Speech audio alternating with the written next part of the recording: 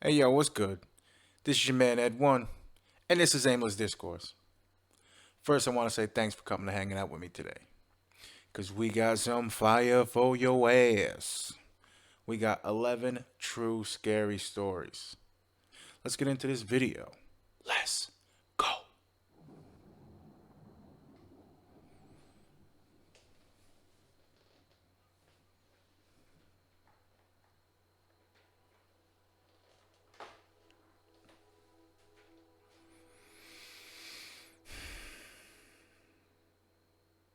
This happened about 6 years ago, in the early hours of my 20th birthday.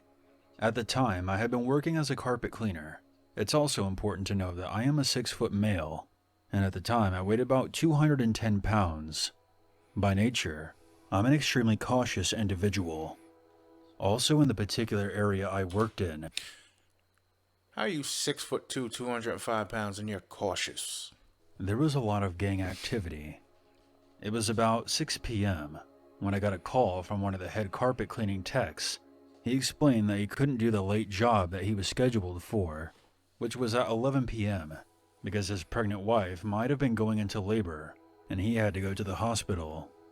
Seeing as I was broke, I told him that I would cover for him. We made it back to our shop at around 2:15 a.m. I got the truck ready for the other guys who would be taking it out in a few hours, and I headed home around 2:45 a.m. I had worked nearly 20 hours straight at this point, and I had a 45-minute drive home. I lived out in the middle of nowhere. Being exhausted and barely able to keep my eyes open, I decided to stop at a gas station and grab an energy drink. When I pulled in, I noticed a black Buick sitting in the far corner of the gas station parking lot. I didn't think much of it. Perhaps it was just the attendant's car. I went in, got my drink, and left. I had a gut feeling that something was wrong, and I began to check behind me to see if anyone was tailing me. I saw a pair of headlights in the distance, gaining on me fast. Deciding that I needed to confirm my suspicion before taking any drastic measures, I continued to drive while keeping my eye on the headlights in my rearview mirror. I was about 2 miles from home and still being tailed by the headlights. That's when I decided to take a detour. After about 10 minutes of maneuvering on back roads, I knew that things were getting serious as the headlights followed me every which way. My little 4-cylinder Saturn was too slow to get away. Now fearing for my life, I knew I had to try and take control of the situation, as well as not leading my pursuers to my home, where my sister and her 2-month-old son were staying at the time. At the next stop sign, I put my car in park, placed my 12-inch military-grade knife up my left jacket sleeve, and grabbed the pistol I keep in my car for protection. Yo, when he said he was cautious, he meant cautious in different ways. My man's got a 12-inch knife and a piece. My dude is ready for something to happen. And he's a little schizophrenic. There's lights, they're following me. There's headlights on the road. There should be no one on the road. And people drive places, bro. Why are you on the road? Coming from work. I'm just saying.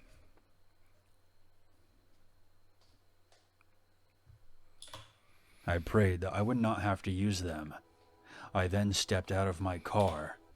I feel like he was praying that he could use it. You know them people. It's like, please let me finally use this gun that I paid $600 for. Maybe. As I did, the car that had been following me came to a screeching halt, and 4 men exited the vehicle. It was then that I recognized that it was the same black Buick from the gas station. As the men climbed out, the moonlight revealed that one of them had been carrying a large chain, and the others were armed with a baseball bat, a tire iron, and the one who I assume was their leader had an axe. And you got a gun. Seeing this, and making sure to keep my pistol out of any light that might have glinted off the side, I asked, Man, I'm just like, "Is there a problem?" is One of the men responded, "You're about to die, boy." It was at that moment that I realized this was some kind of gang initiation. I dropped the knife from my sleeve. gripping it in my left hand, while backing behind my open car door, trying to at least limit the directions they could attack me from. Seeing the knife and my attempt to put something between me and them, they laughed, and one of them said to another, "This motherfucker thinks he can beat us with a little knife." As they approached my car, I pulled the gun out and fired a warning shot at the leader's feet. The hardcore badasses quickly turned into scared little rabbits. Bro, you brought a gun to a knife fight. You brought a gun to a bat fight. You brought a gun to an axe fight. You brought a gun to a chain fight. You brought a gun to a fist fight? Bro, I mean, you shoot at me and I ain't got a gun. I'm running like a little bitch. I do not want no bullets in my ass. And were now hightailing it back to their car. I yelled after them, "You idiots picked the wrong guy to mess with. Now get the hell out of here before I put a bullet in your ass." They all fumbled back into the car and hauled ass. As they sped away, I was able to get a plate number and called the police. After getting off the phone with the operator, I got back into my car. I made it home at around 4 a.m. and passed out. When I woke up a few hours later, I called the police station to see if they had any leads. It turns out that the car was stolen, and they were unable to locate it. Okay. As far as I know, the car has never been found, and the 4 hoodlums were never caught. I mean, yeah, that's a scary story. You assume that it was a gang initiation. Yeah, you were right. They were following you. Bro, show your piece. It's right here. Right? Right underneath the coat. This is not a good example, but right underneath the coat. Show it.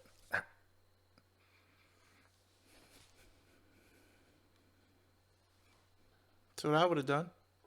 I'm telling this story on behalf of my departed grandmother.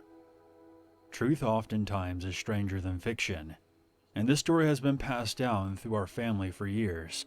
It served as a reminder that you can never be too careful. I don't know the exact year, but this took place during the 1950s, when my grandmother was in her 20s and living in a very rural area of Kansas. At the time, She was living in a very rural area of Kansas. she had already given birth to my mother. However, she claimed to be stepping out on my grandfather with another woman. I have no idea if that's actually true, They were like that back in the 50s? Okay, Grandma. but I don't see why she would lie. On one stormy night, my grandmother left her daughter with her mother and drove out to her girlfriend's house. According to her, the two of them had planned to get drunk and listen to some records.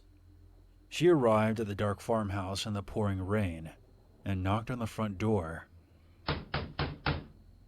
but did not get a response. Back then, when plans changed, you mostly didn't find out until it was too late. You couldn't send a text message or even call. 40 years later, we still communicated the same way. Ride the bike to my man's house, knock on the door. Hey, is Johnny home? No, Johnny's at church. Okay, I'll be back. Figuring that something had happened, my grandmother decided to spend the night in the empty house anyways, so she didn't have to drive back in the pouring rain. She began to search for a spare key. She went around to the back of the house, the wind tearing at her coat and nearly knocking her over. She reached the back porch and continued to search for the spare key. Apparently, it wasn't in its normal spot, so she sat on the somewhat sheltered back porch behind a pile of firewood. She said that her being too stubborn to go back home was what likely saved her life that night. She lit up a cigarette and sat smoking for an uncertain amount of time. Okay. She didn't want to break into her girlfriend's house, but she also didn't want to go back out in the rain and return to her car and drive back in these conditions, which had only gotten worse. She stated that lightning was crisscrossing all around the sky, and the wind was making the wooden fence lean at a sharp angle. She then saw a light coming from inside the house. That's some strong-ass wind. It wasn't the light of a lamp or anything. It was a beam of light that flashed quickly. Figuring that her friend had returned home, she stood and pressed her face to the window. She didn't knock or call out because she figured that the noise from the storm would just drown her out. So she just waited to be spotted by the window. The flashlight disappeared into the other room, and after another moment, she caught the sight of a man she didn't know, moving around way too slowly to be someone who knew the layout of the house. She only caught a quick glimpse of him in the darkness, but she saw enough to know that it wasn't a member of her girlfriend's family. She thought it could have been a neighbor that she didn't know, but his suspicious behavior was making her uneasy. So she ducked down and decided to wait for a while, despite the raging storm. After a while of hiding crouched beneath the window, she would occasionally see the flashlight beam dance across the back porch from one of the inside windows. She figured if it was someone who was supposed to be there, they would have either turned on a light, or at the very least, would have stopped wandering around so slowly, as if they were looking for something. After what she suspects was a few minutes, the door to the back porch opened, and the stranger stepped outside and shined the light across the length of the porch, including the woodpile, which fortunately prevented her from being seen. She stayed hidden, and after another brief sweep with the flashlight, the person went back inside. The stranger could have easily found her had he decided to be more thorough, but she figured he doubted that anyone would be hiding there, given how rough the weather was. She heard the door slam again, and the stranger disappeared back inside the house. She peeked in through the window and watched as the man went upstairs. She waited in apprehension until he came back down to the ground floor, I'd be out. still carefully shining the flashlight around. He eventually wandered over to the front of the house. She then heard the front door slam shut. Afraid that he may walk around the perimeter of the house and find her, she emerged from her hiding place. Grandma had an opportunity to dip, but Grandma chose to stay behind that woodpile. Soon as I noticed my man went upstairs, I'm out. I'm not waiting. Soon as I see him go upstairs, I'm out. 1950s, 60s, 70s, 80s, 90s, 2020s, I ain't running, I'm just saying. Actually, I could probably run a little bit better in 2020 than I could in 1990. Fat boy. And opened the back door, which was now unlocked. She carefully made her way inside and locked the door behind her. What? Without turning on any lights, she ran to the front door and locked it as well, What? before looking out to the front yard.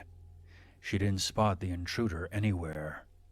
Shivering, she locked herself in the downstairs bathroom and covered herself up with towels. She was very aware that the man could potentially still be in the house, or even have his own key. After she dried herself off, she risked a quick run up the stairs and locked herself in her friend's bedroom.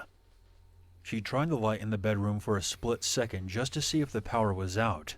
It wasn't. She then laid down on the bed, exhausted. She nearly drifted off when a blinding flash came from outside, followed by a thunderous crackling. It jolted her for a moment, but rational thought prevailed. One of the old trees out front must have been struck by lightning. She then fell asleep. The following day, I'm sorry, bro.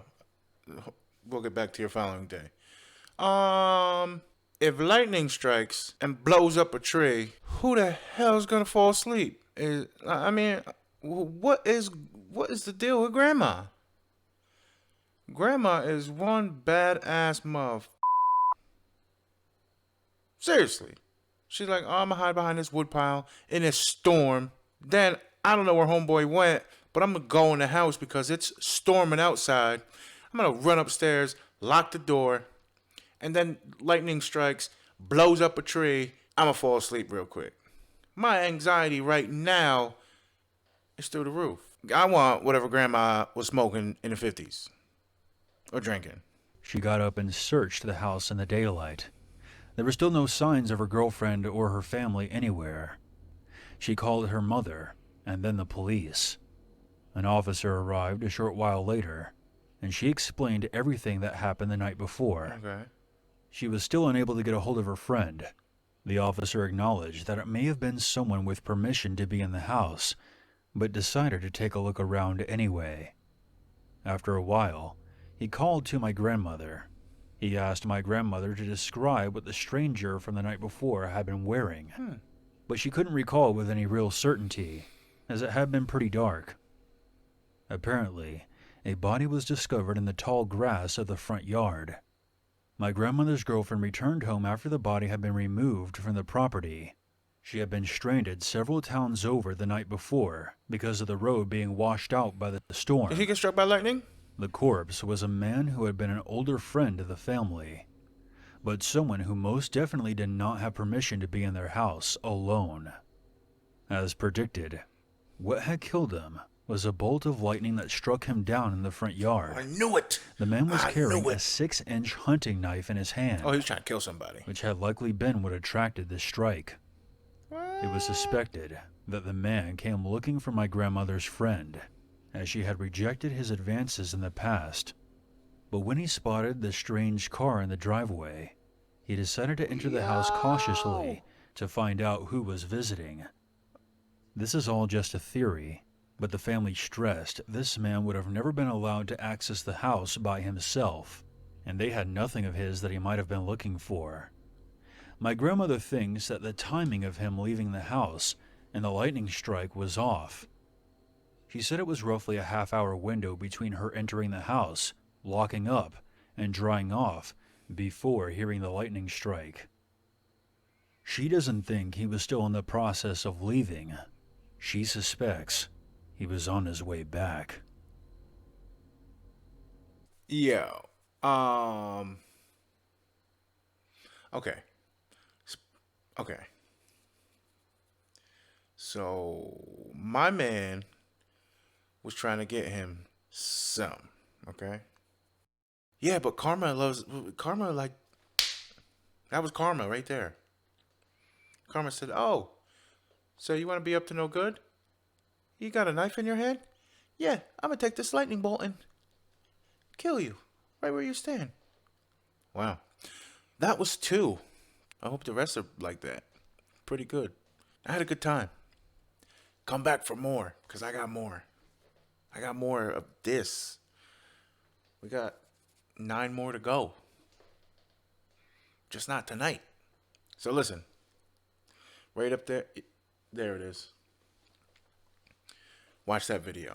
I think you'll like it. I come up with a nickname for you guys. It's the AD Gang. You guys are the AD Gang. What's good? See you next time. Come through. You don't even have to knock. Just come in. I'm going to be chilling. Watching videos. Let's go. Hey. Yeah. Hey. I swear. Hey. Yeah. Hey.